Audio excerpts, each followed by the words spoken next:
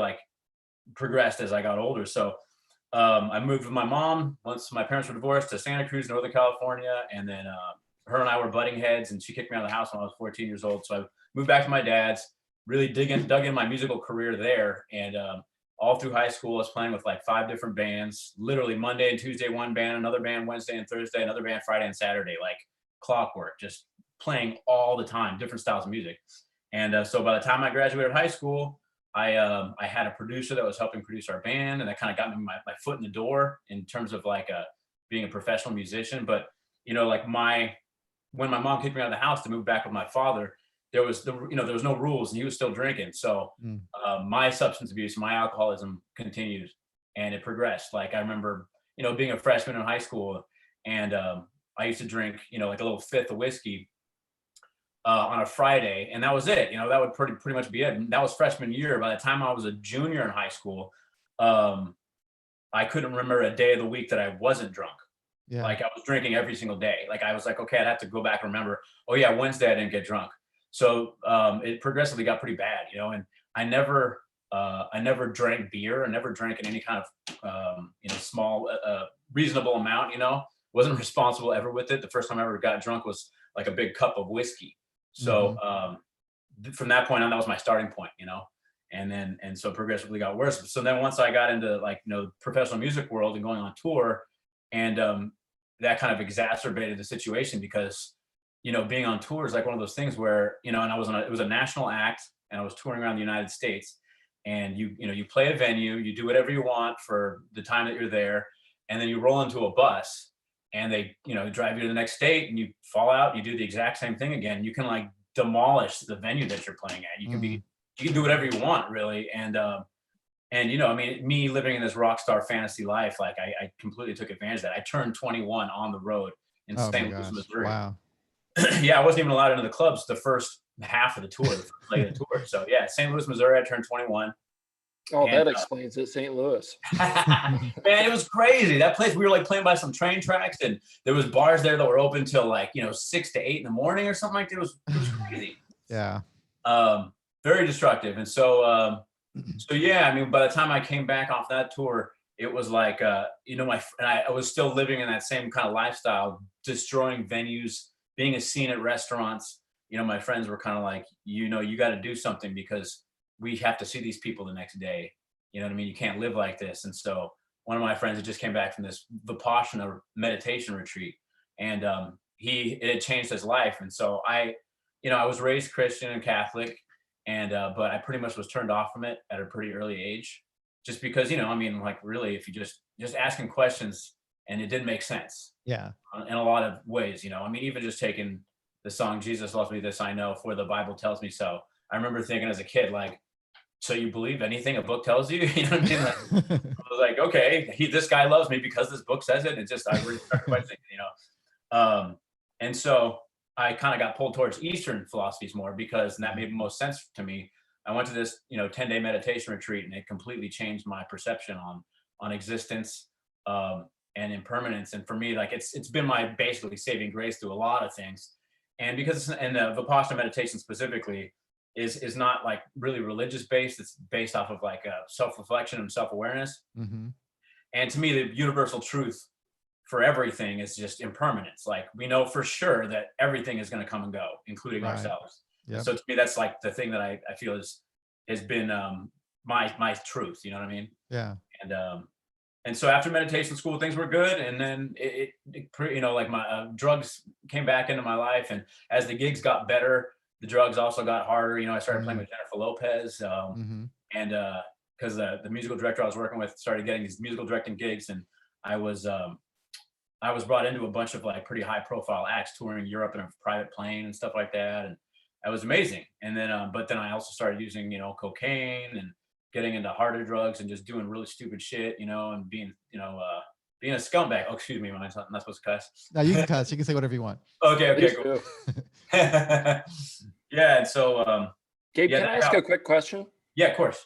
Hey, when people were telling you, hey man, you got to straighten out, was anybody saying like, hey, you need to quit drinking and drugging, or was it more like, you got something you need to take care of, chill out, go check out this, did anybody ever question you about your use, or was it more like, you got to get some stuff straightened out? Yeah, I mean, I was that guy between my friends that drank more than everybody, and that's what I was kind of known for. Like they knew I would fill a big mug full of vodka or, whatever, and then just drink the entire thing, like to start the night off. So like people already knew that I had an issue, but very few people really talked to me about that, and because I felt like I had it under control. And then at the same time, if I was playing high profile gigs, like I couldn't be that messed up, you know what I mean? Like high functioning alcoholic or Right. Right. and I even missed, almost missed a plane traveling from one country to the next in Europe because I was so hungover. Right. I almost missed the plane. And but yeah, I did. I mean, people would say stuff to me, but it wasn't. I felt like I was, a rock star. I was above everything. Right. Um, Sorry to interrupt there. no. It's yeah, for sure. Like anytime, anything. And so yeah, I mean, by the time 2004 rolled around, I ended up getting a DUI. I blew up like a .25, 3 times the legal amount. Mm-hmm. So I had to do a long DUI, and that was in 2004.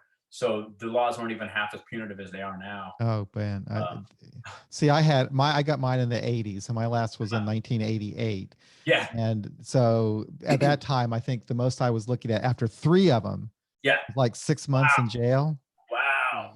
Now you go to prison.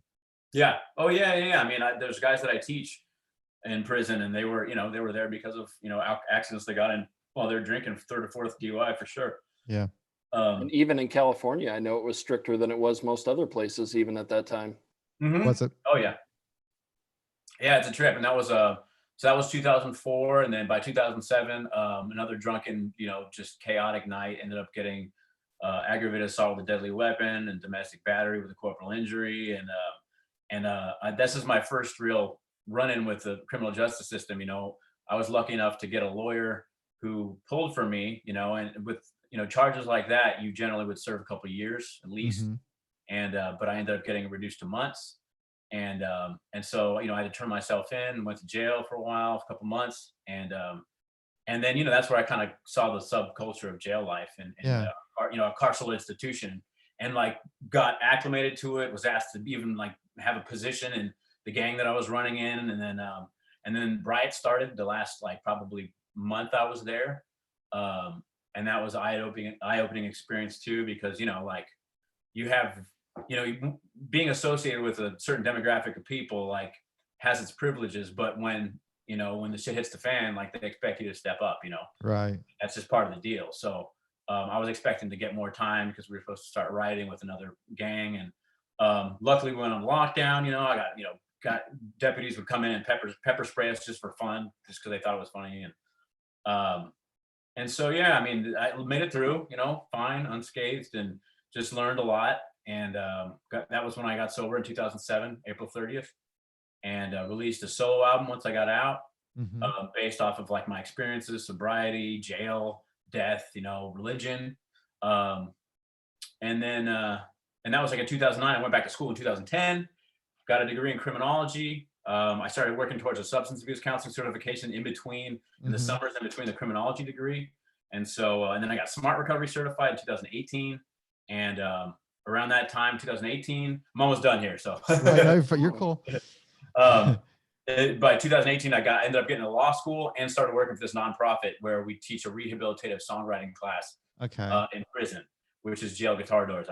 Amazing nonprofit. And I had just graduated, with a criminology degree, being a professional musician, being sober. And I was like, somebody tagged me in an Instagram post, and I was like, this is perfect. Like, this is exactly a nice, combination of things that I've been working on my whole life or up to this point. And I, emailed the corporate office. They asked me when I could start, and I immediately started at a prison in San Diego, California. And I started law school in 2018 and ended up withdrawing from law school because I was much more interested in policy changes in California.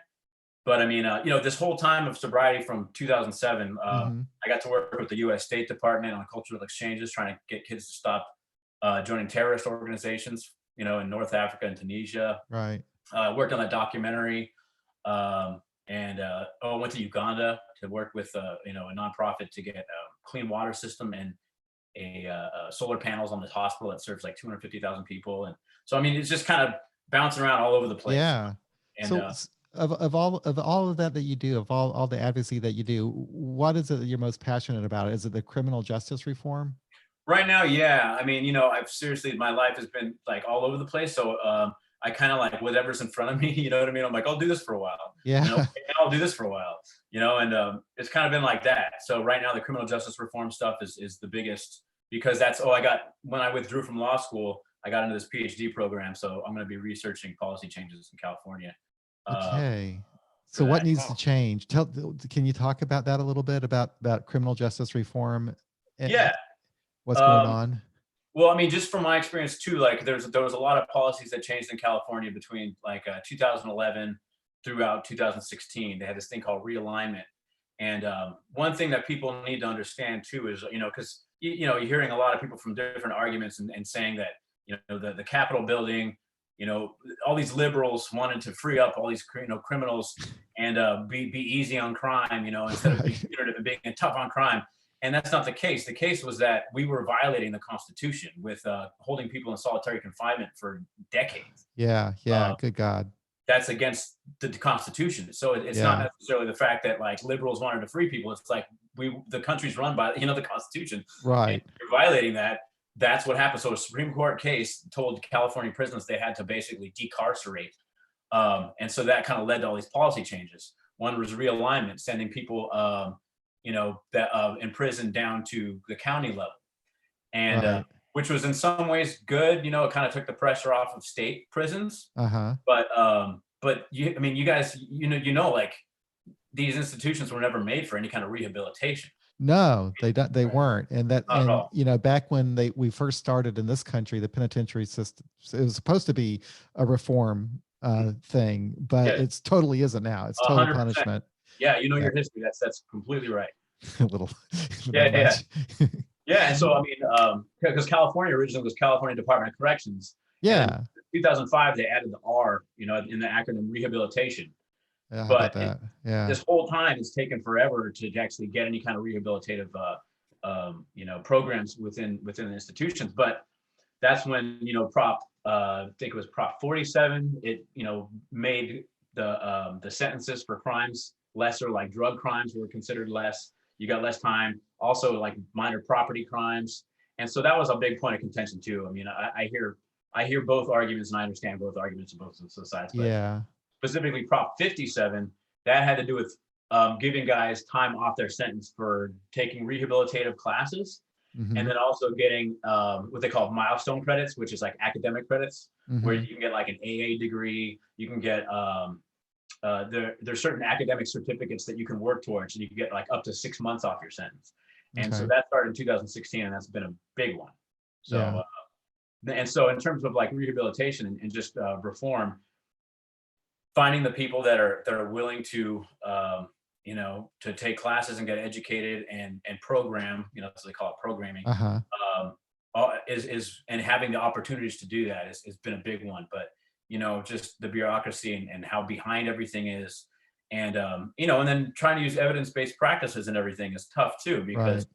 you know, the prison that I work at, I think we just got audited, and some of the CBT, the cognitive behavioral therapy stuff they're doing was not adequate, and it wasn't, you know, up to standards for the state. So Hmm. it's been a trip, man. And I think decriminalization of drugs has been a big one too, and that's also been a, you know, one of my big fights, you know, in terms of like what criminal element evolves from being able to sell drugs. You know what I mean? Yeah, we got a real problem in this country with how we treat mental illness and addiction, Hmm. because mentally ill and people with drug addiction end up in prison more Hmm. than they do getting help for their problem. 100%. Yeah. And it's like it just doesn't really do anybody any good, you Hmm. know.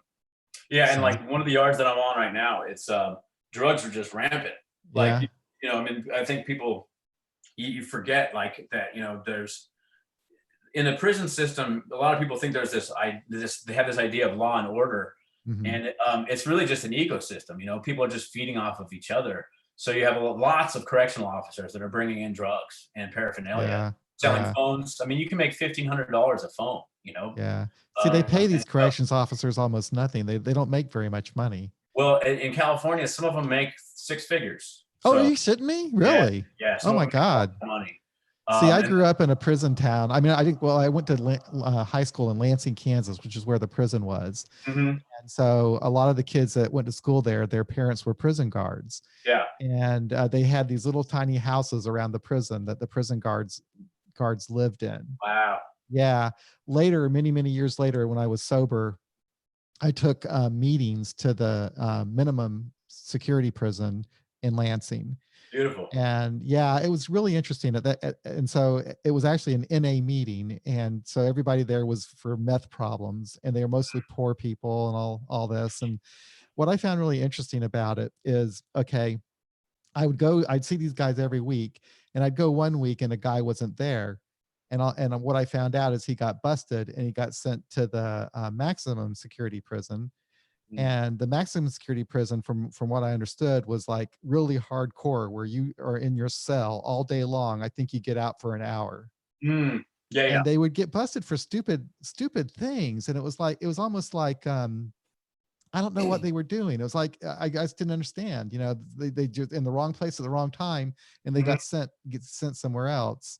yeah. And it just seemed like it just seemed kind of crazy to me. Yeah, it's totally crazy. I mean, I mean, even in terms of like guys that have a parole date or they know that they're going home, other Yeah, inmates will plant paraphernalia on them just to get them busted, so they have to stay. Like yeah, it's really that cutthroat. I mean, obviously you have to have like people that are looking to mess you up like that, for whatever reason. But I mean, it happens, and it's sad that people get paraphernalia planted on them and that they miss their dates and stuff like that. We got a guy like Like that. you So said, Gabe, too, it's really hard to stay out of that. It's like you almost have to pick a side for your own safety when you're in prison. Yes.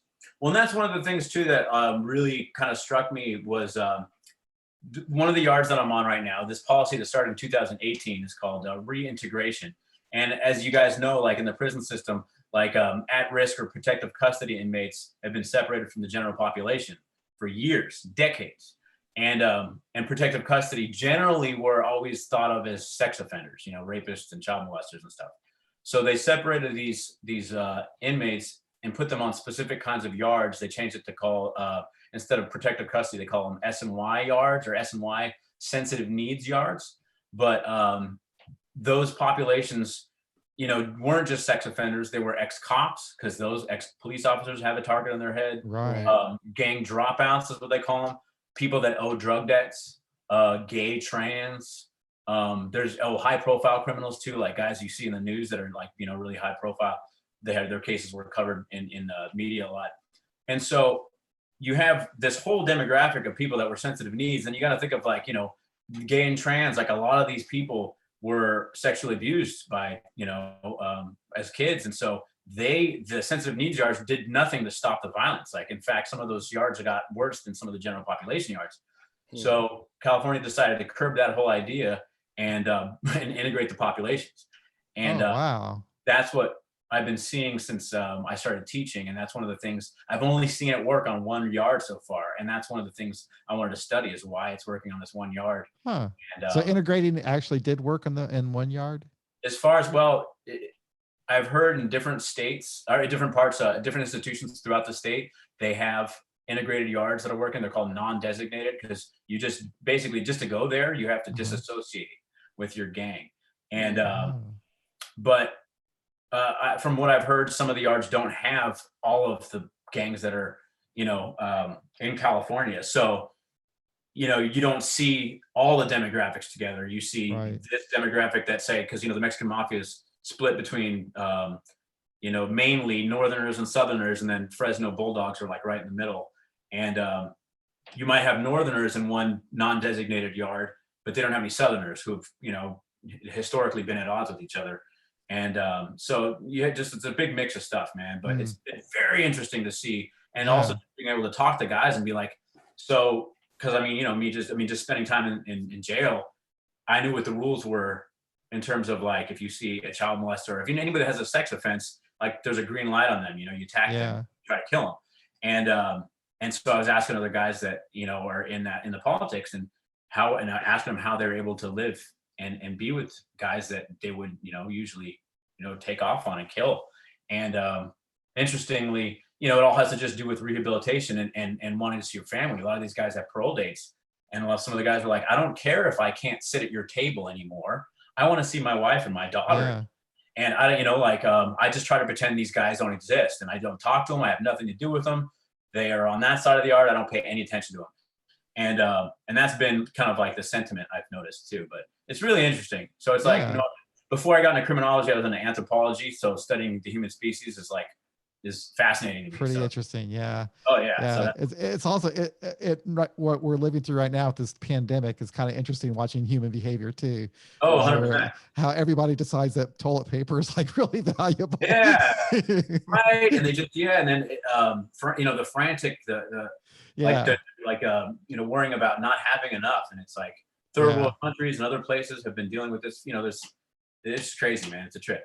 And just how close we are from, we have this dignified society, we think, and then this little thing happens and how much more primal we get so quickly. It's really interesting.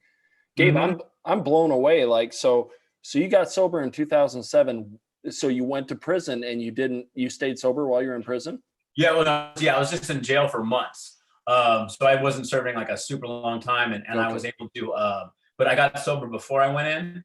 And I used, I meditated while I was there, and it was one of those things. That's another reason why I started that secular sobriety page on Facebook, because I didn't use AA. I did find a community which I felt was important, right? For my sobriety, and I used Vipassana meditation, where I could just, it was mainly like scanning body sensations and being able to objectively look at things that come at you in life. So that you don't react to it. You stop being a reactionary, and so like that helped. And then by the time I think 2011, 2012 is when I'm like, hey, I feel like there's not anybody that I can relate to in terms of like, agnostic atheist that's sober, that is working other program that doesn't include a higher power. And also just, obviously you guys, I'm sure you're living it. The idea of powerlessness versus being empowered, right? And which is I felt that was one of my biggest issues with being powerless, and also just labeling yourself as an addict for the rest of your life. Like, that was kind of, I just felt like it was counterproductive, so that's when I started the page. And then, it's not like a huge page. I think there's like 700 people that follow it, but I was surprised how many people are out there that want alternative. Oh man, huge. It's huge, and even people that might even believe in God and have a faith, they don't necessarily want it to be part of their recovery. There's some of that too. Well, because even if you do, sorry, I was just thinking, because it made me think of like the idea that a God will stop you from drinking a shot of tequila and it is willing to do that, but not feed a kid in Africa. Right. That's just so bizarre. It's ridiculous. It's crazy. It's nuts. So but because so we have like the secular AA group here in Kansas City, and we actually have people who go to church and so forth who prefer our meeting because they don't have to deal with the religious stuff. They don't want it part of their recovery. It doesn't have anything to do. It's like, if you have any other medical issue or psychological issue or whatever, you don't necessarily want your religion to fix it, Yeah. So, right. Interesting. I didn't think about that. That's very interesting. Yeah. Yeah. Gabe, so did you spend some time or get forced to go to some AA meetings at some point? And if so, what was your reaction? Yeah. Well, when I got the DUI, they have that, a court card that, you're supposed to go to this many meetings. And so, I think I went to one maybe, but then I just forged every signature because it's anonymous. Yeah. That's right. Not many people figure that out. I used to tell people this is anonymous. No one's going to check. No one will know who signed this. Yeah. So I just changed my handwriting, used a pencil, used a pen, used a pencil, right, used a pen. Right. And, but then the kind of, the self-deprecating kind of thing that was going on a lot of, at least some of the meetings that I went to. Yeah. And how critical some of the people were in AA about any other program. Yes, that's a huge problem. That's a huge problem. Yeah, it shouldn't be that way at all. And I hate that, but because from what I've read, there really isn't one way to do it. You really have to tailor the approach to the person, and the person might want to mix and match different things. That's what I'm so interested in, is the more I learn about, what's going on in the recovery community outside of 12-step programs is really fascinating to me, Mhm. because that you do see a little bit more mixing between those groups too. Yes. And It's like more, medication is always an option too, you know what I mean? Like yeah, use. yeah. The thing about the one thing that you said that Ben and I talk about a lot that we think is just the key is community 100%. with other Yep. people. Right. Right. And even if it's not like a huge community, if it's just somebody Yeah. you can reach out to that's older than you, that's got more time than you do. And I have to, admit that I never was in AA. So like when people talk about the steps and they mention certain things and they recite it like it's scripture, you know what I I mean? know. Yeah. And it's a trip. And I'm like, I have no idea what they're talking about. They're like, you don't have to have a Just higher as well. power. Your higher power can be this, your higher power. And I'm like, okay, that's fine, but Yeah, you're much better off where you are. yeah, for Believe sure. me. Yeah, for sure. Absolutely. If I'm able to, Yeah. I feel like I've been sober for almost 13 years. April 30th will be 13 years for me. So Yeah. like, and I feel like, I'm a different person. Like I feel like I've changed the synapses in my brain to think differently, even though, I still have, using dreams, which is a trip. Yeah, I do Yeah. too still after all this time. Right. And I have these dreams where, like I realize my dream, I've been drinking the whole time and not told anybody. So I feel like when I Right. wake up, I feel like I have that one quite a bit. Yeah. really good. I'm glad I'm not the only one. Oh yeah, just Yeah. wake up with like this guilty feeling, like I drank and didn't tell somebody, or I was doing it the whole time, and I was convincing myself that I'd been sober, but I'd really been drinking, that kind of thing. Wow. Yeah. Yep, that's exactly it. That's what happens, and it's a trip too. Because in the dream, I'm like, yeah, I've been doing this, and it's okay. Like, it's okay because I've been only getting drunk in this section of the city or with these people. But yeah, but then waking up and then being relieved that that didn't actually happen. It's like the best feeling in the world.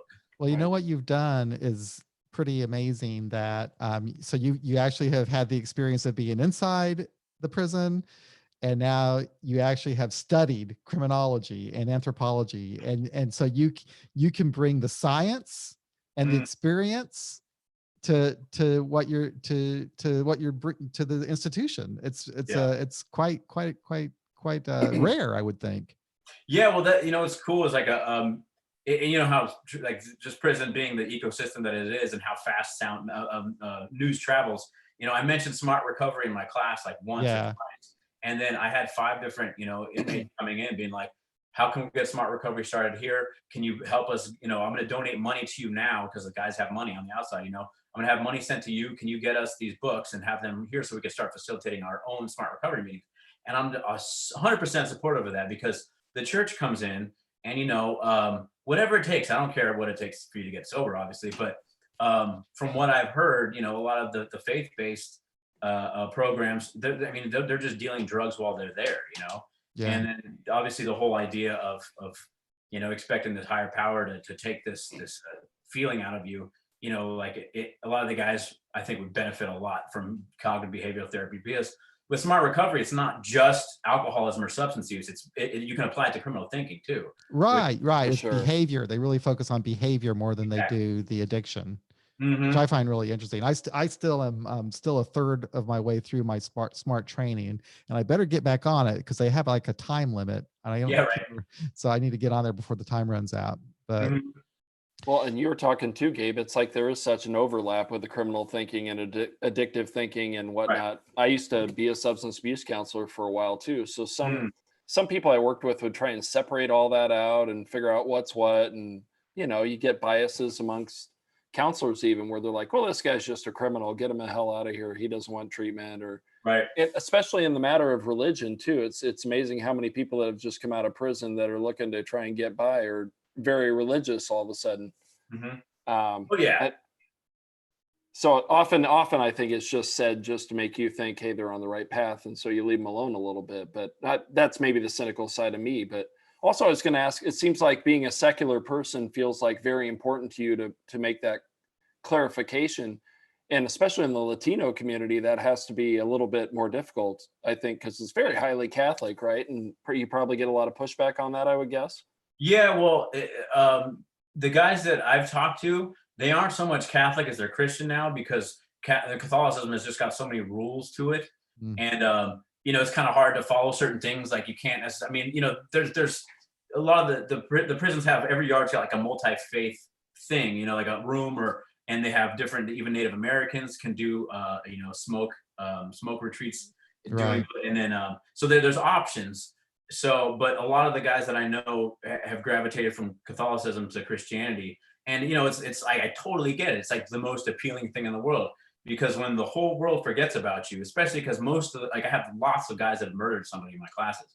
And when the whole world has forgot about you, and, everybody hates you, you might not even hear from your family anymore. You always know that Jesus Christ died for your sins and he still loves you. So it's Yeah. like very, very, very, very comforting. And I get it. I Yeah. wouldn't want to take that away from them. But specifically when it comes to substance abuse too, like it's it's just one of those things where they have to just start thinking in a different way. And people don't realize that hoping to put a Band-Aid on it with an idea is different than living your life differently. You know what I mean? Which is, you can still, I guess, if you're, following the faith of Jesus Christ, well, I don't think anybody really is except for the Amish.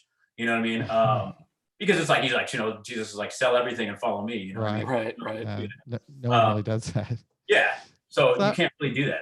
I wonder if we can go into your art a little bit. I've had the privilege, since I've been doing podcasts, to speak with artists in recovery, but I've never spoken with a musician. And Oh, cool. I'm really interested in hearing about that part of you and the Vital Nonsense album, what motivated you to produce that album. And Mhm. can you talk about that a little bit? Yeah, 100%. Being like a side guy, or like backing up certain artists, in the music community, and being part of so many different bands, like, just as a musician, you write all these different parts, and then you collaborate with other musicians. And so like there's so many songs that I brought to the table, the different bands.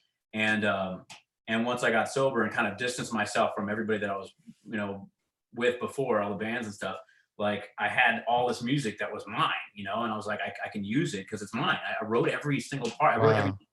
I wrote the keyboard part. I wrote the bass part. I wrote the guitar part. And so it was just a matter of like singing and working and becoming a vocalist and becoming a lead in that too. So as like a multi-instrumentalist, like I always was listening to different parts. You know what I mean? And then also Mhm. growing up playing all different styles of music.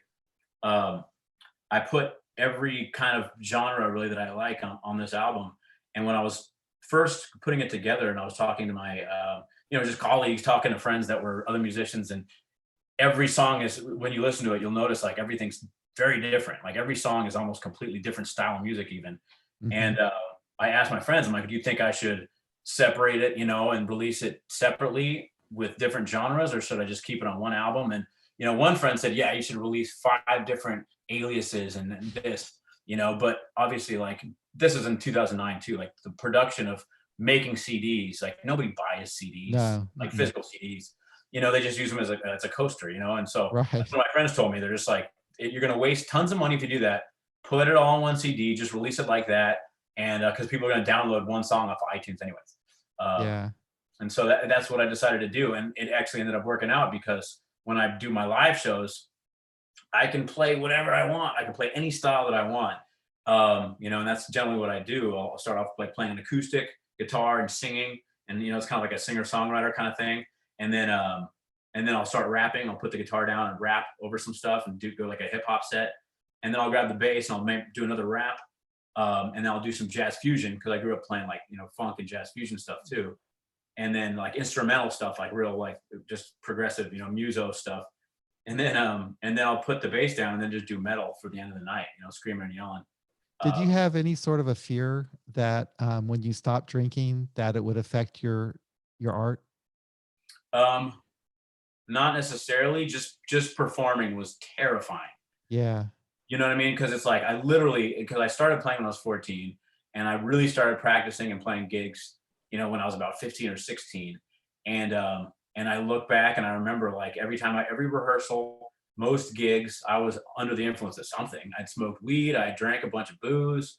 And this progressed. I was always like this all Yeah. through my early adulthood.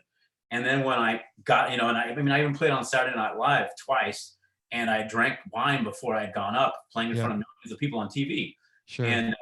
And then, when I got sober and I played in this tiny club on a Thursday night in front of 20 people, I was terrified. I'm like, it was so bizarre because it's like I've already done all this stuff, and now this is like freaking me out. So it Yeah. took a little while to acclimate to playing live and not being drunk, you know. And now But you're comfortable with it?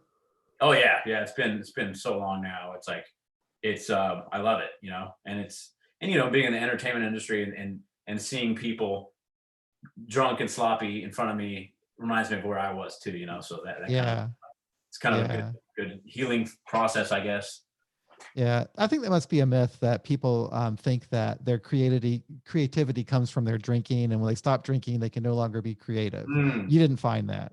Well, you know, with marijuana specifically, yeah, Uh-huh. because you know, I'd smoke weed and then just play bass for hours and hours and hours and hours, you know, Okay. and then it was almost like practicing wasn't as fun if I wasn't high, you know. Uh, But you know, it's one of those things. It's just like different drugs will do different things, you know. yeah. I always thought I was coming up with this brilliant stuff when I was drunk, and it was, you know, when I go back and listen to recordings, I'm like, that Not sounds so like good. Yeah. horrible. Yeah, you know. So it's a good reality check, you know what I mean? And like, it's wake up call.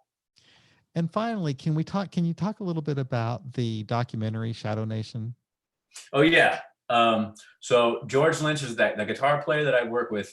He wanted to go around the United States and document the plight of Native Americans. And he hit me up just to do this movie trailer. Yeah.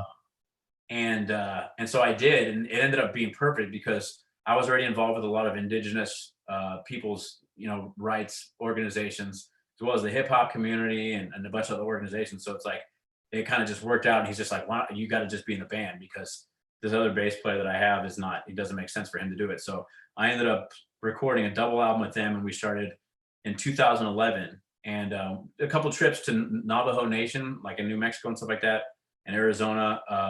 And then we took one big trip, I think it was in 2014 or 13, where we went up to North Dakota, you know, Right. and went and saw the Lakota Sioux. We marched with the Lakota Sioux for the first official Leonard Peltier Day. And we tried to hit as many different reservations as we could. And we got a bunch of like high profile musicians to comment on it who are activists themselves. Tom Morello from Rage Against the Machine. He's very known to be active in, you know, politics and stuff, and you know, an advocate for the Native American cause. And then Serge Tankian from a band called System of a Down. He's been really big on the Armenian genocide. He's Armenian, so Armenian genocide is one of his things. So we got him. We got Noam Chomsky, John Trudell from the American Indian Movement, who, you know, passed away. Rest in peace. And so we had a lot of hard hitters to interview, and we went to Alcatraz Island as well, because there's a whole history of natives taking over Alcatraz in the 60s. Yeah. And so, yeah, it took a long time. I mean, and it's a lot of money, and, you know, and hearing really horrible stories and seeing, you know, really kind of like how, you know, third world America that people don't see, you know. I know. The poverty on the Pine Ridge Reservation is like totally third world. Yeah. And the alcoholism problem is unlike anything I can even imagine. Yes. And I wonder what can be done to help. What's the solution? Is there? Well, White Clay specifically, they were able to. White Clay is the city that was outside. It's not even a city. It's like a strip of land. Right, in Nebraska, where they had all the all the liquor stores. Yeah, and they didn't even serve hard alcohol. They just served beer. And like, you know, the population of White Clay was like literally, it was under 10. Yeah. Right. They sold millions and millions of dollars of beer. I see. That's what I read, that article about the White Clay. Yeah. But luckily, the Lakota Sioux or the Pine Ridge Reservation were able to get that whole bar and all the people that own that. They had them moved far away, someplace else, in the city. Okay. I mean, not far away, but far enough where it wasn't going to be affecting the reservation as much as it had been. Yeah. The bad side of all that is they get all the problems associated with the alcoholism, but none of the, you know, like, say, I'm not advocating for this, but say they were selling the alcohol on the reservation, they would at least have the funds to maybe build treatment centers or things like that. So the problem is they're just getting all the downside on the reservation. Yeah, nobody's making any money that's actually a part of the Pine Ridge Reservation. Right. And so like, they were able to move the bars and the owners. Because, you know, it was like they were using guerrilla tactics. You know, every time a beer truck would show up, they were like harassing the heck out of them. And And so, I mean, apparently it worked. And as far as I know, that they resolved that issue specifically. I'm sure alcoholism is still a big part of it. I mean, I think it was like something like 30% of the kids born on that reservation had fetal alcohol syndrome. Yeah. You know, it's really bad. So it's and that's just one example too. You know, there's lots of other, you know, places. And in fact, like I'm really sad to say that, you know, the band member, the lead singer of Shadow Train, which was the name of the band, because with this album, I mean, with this documentary, we released a double album worth of music. Okay. And so in the documentary, it's the whole band traveling around. And the lead singer, Greg Anaya, he passed away in like 2016, I think it was. And it was, you know, largely due to alcoholism. So it was one of those things that it was just super tragic ending. And you know, but I mean, positive is that good music came out of it, and hopefully people look at it and learn something, you know, and understand, you know, just what, you know, the United States has done in terms of breaking treaties and kind of pushing people to the outskirts and trying to forget that they exist, you know. Yeah, I just kind of interested in. I've got a couple of books, I still haven't read them, about the recovery movement among Native Americans, because I talked to somebody. They have a Native American General Service Office in AA. So you have these Native Americans who are in AA, and I reached out to them because I wanted to talk to them about their recovery and what they're all about. But they didn't want to come talk to me because I'm an atheist and their spirituality is really important to them. Yeah. And I thought, well, man, that's not going to be a problem. I'm still interested. And I asked them, I said, what's the biggest problem with Native Americans in AA? And he said that it's the perception that it's a white man's program. Okay, I got it. Is the problem. So they don't necessarily have a problem with going to the meetings per se, but the problem is that it's a white man's program. Solution to and probably also the fact that they, you know, I mean, fire water, you know what I mean? Like that you know, Europeans brought alcohol. Right. I don't know how accurate that is in terms of, you know, I know beer, for example, is dated back, you know, thousands of years, I think, you know what I mean? Like shaman monks used to brew beer and stuff, but I think that might be another issue, is the fact that maybe they consider alcohol being part of the problem from the Europeans in the first place. And then, you know, but I mean, I can understand too that they might have an issue with AA also because of the religious component, you know what I mean? Right. Because to them, like, you know, I mean, you know, Europeans who go into church in a building and worship a God. And for Native Americans, like, nature is God, nature is all, you know what I mean? And rather than, and then having to like subscribe to this higher power, as opposed to just being part of all nature, that might be an issue too. I don't know. It's really a complex situation. And also, as I was reading like the history of Pine Ridge and what happened is like, okay, so the United States took away all their land. They put them on this little reservation, but the United States said that they would pay them billions of dollars or millions of dollars, but they will not take it because it's their land. All of the Dakotas, I guess, is their land. And so they're living in poverty to this day. Something's got to be done. It's just wrong. The way the whole thing historically is played out, and then the problems that they have today is just, I just wish that there could be a little bit more compassion in this country for our history. Cause that wouldn't be so difficult to make an amends for, you know? Right. And the people are suffering worse than anything, you know. It's just, it's something that our country should really be ashamed of, in my opinion. It just bothers me. No, definitely. And the Bureau of Indian Affairs too is there's lots of corruption in that as well.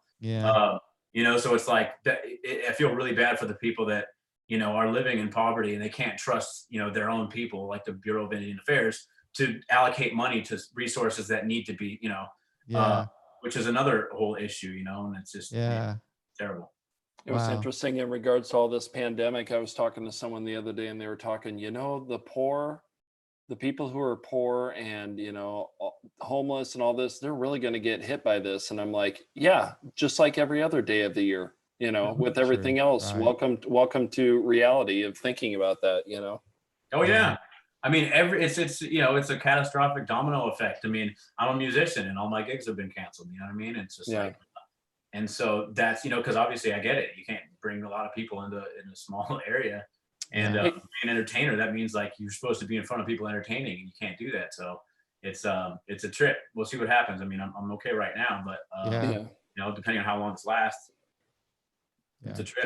I hope not long. Gabe, Yeah. the counselor in me would love to know, you said you grew up in an alcoholic home. How dad's alcoholism resolve itself, or how'd his life go, and how'd that affect you? And how's your relationship with your family now since you've been sober? Well, thank you. Yeah, I mean, everything's, you know, been great with my family. They've always been really supportive. You know, they visited me when I was in jail. A lot of them really didn't even know the extent of what I was doing, you know, how much I was drinking and what drugs I was using. My mom specifically, you know. And then my dad, you know, I was always trying to help him get sober.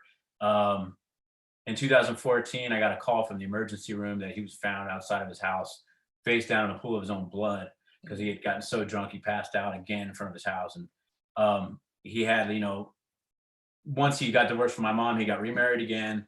He got another divorce with that wife, so he had like 2 failed marriages. And to him, it was just like it was pretty much like a downward spiral. He also had a cataracts issue. You know, he couldn't see, so I took him to kind of resolve that. And then once he could see, it was better. He was better, but he just kind of used that opportunity to find other ways to kind of start drinking. And he was planning to move to Mexico, because you know it's his family. That's where our family's from. And so he went. My aunt passed away in 2015, and he went to go mourn her with his family, and then he died. Mm. So he actually had a heart attack, and you know, he was really overweight, and he was extremely high blood pressure. And so from what I understand, he stopped taking his blood pressure medication. He started drinking coffee, and then he started drinking again pretty heavily while he was down there. And then he just got up in the morning and had a heart attack and was out. So yeah, so you know, I had moments where I was, you know, like pretty hopeful that he might be able to get better. Um, I was trying to be the example, you know, to him, that you know we could break the cycle, you know what I mean, and he could have something to look forward to. But yeah, it just didn't work out, and but I mean, you know, I didn't, there was no ill will towards him No. at all. No. And you know, I talked to him on the phone like a couple days before he passed, and he was you know, he knew I loved him. I told him I was proud of him regardless of anything.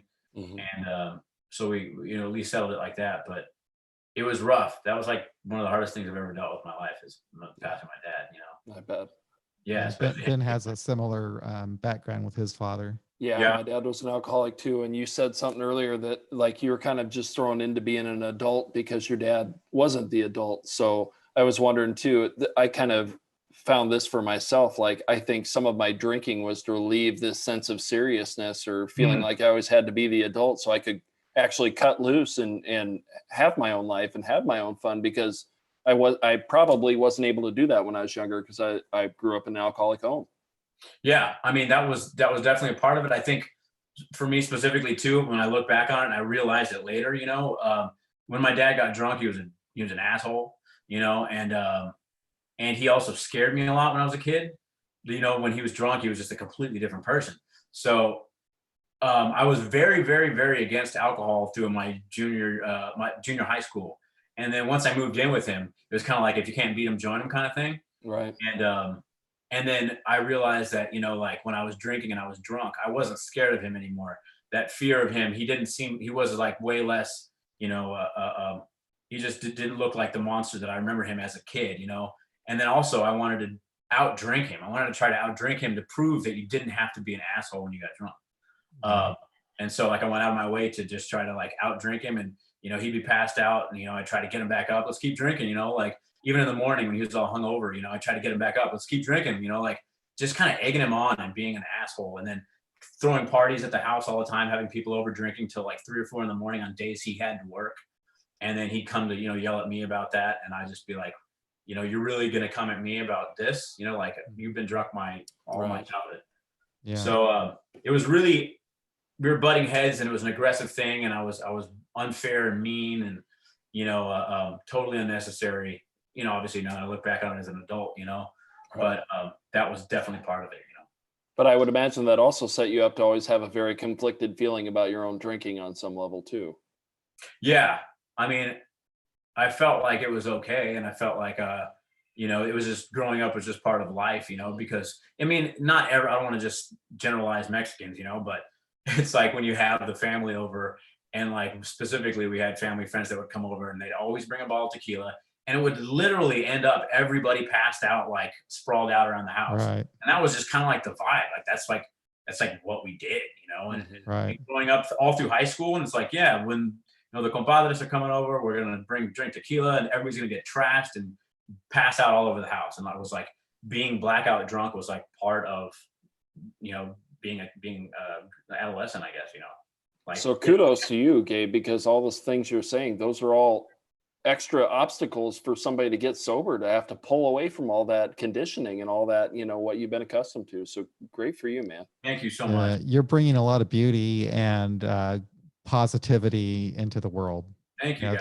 Thank you, Gabe, for that. I really appreciate it. And as I said, I'm tonight I'm going to listen to your album, and then later this week I'm going to watch that documentary as well. So Cool. what a great deal to discover that. Amazing. Yeah. Thank you. That was really kind of you to join us today. So now I'm going to play this silly music again. Okay. Thanks so much, Gabe. Thank you. And that's it. Another episode of My Secular Sobriety with Gabe Rosales, Ben Becker. Oh, Ben. Yeah. Sorry. Anyway, thank you everybody for listening. Oh, by the way, I started the stream on YouTube late, but the podcast will have everything. I recorded it all on the podcast. Thanks again. Awesome. Thank you. Thanks, Ben. Yeah, thank you, Gabe, man. I'm blown away. Thanks for everything you're doing for the prison system and those guys. I know